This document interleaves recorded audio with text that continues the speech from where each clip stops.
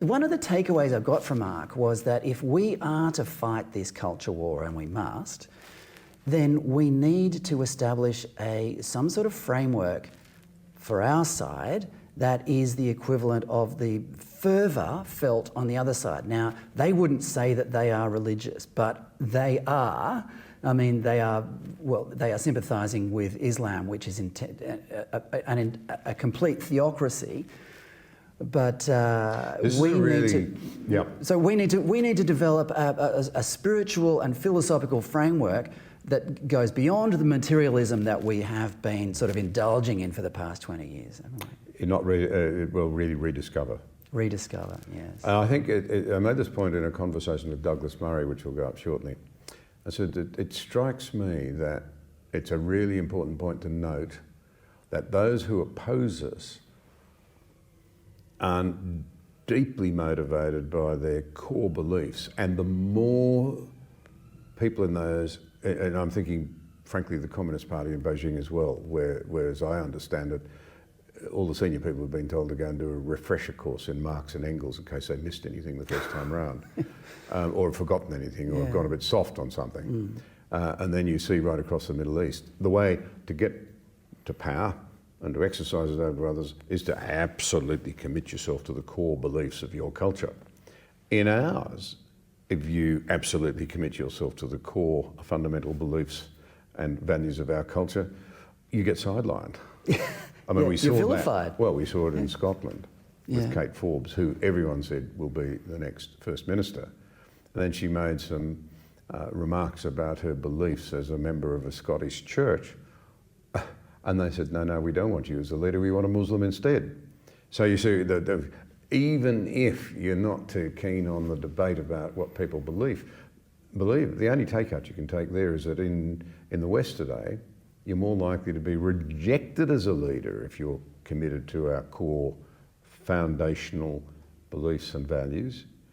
And we're up against people who are massively convicted of the value of their own underpinning beliefs and values. Well said. We need to think about this. Yeah.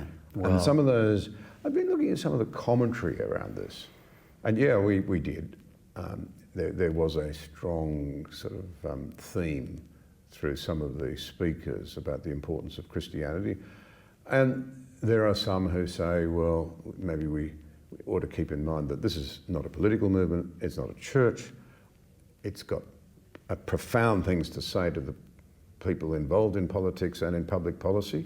That's absolutely true. We need to clarify our objectives, and all of that may be so, but I see some of the really flippant and trite comments that suggest that, the old trope, for example, religion causes all wars. Hang on, have a look at the 20th century. Hatred is what caused wars. Hatred. Yeah. And the great doctrine that lies at the heart of Christianity and its influence on our culture is the worth and dignity of all. Second commandment, love your neighbour as yourself. We all love ourselves. Here's this radical idea we actually ought to care about our neighbour. Whether we like them or not, it's not seen as relevant. If we're different or not, it's not seen as relevant. If they're a human being, we're supposed to love them as much as ourselves. And that, I think, is a very, very powerful thing, and that's what we ought to do. And the other piece of rubbish I see is, I saw it in the commentary in The Australian. Oh, all the major belief systems have this at their heart. No, they don't. Show me. That's right. It's unique to Christianity. This was what was unique about the West, and if we're going to reject that, we will not recover our ability to exercise the genius that's been at the heart of Western freedom, which is that we live in harmony with one another to the greatest degree possible because we respect one another's different consciences and beliefs. Well, let's elaborate on that. Not what we're seeing out of the Communist Party in Beijing. No. It is not what we're seeing out of Hamas, and it is not what we're seeing out of the new identity politics in our culture, and it's ripping us apart. Indeed.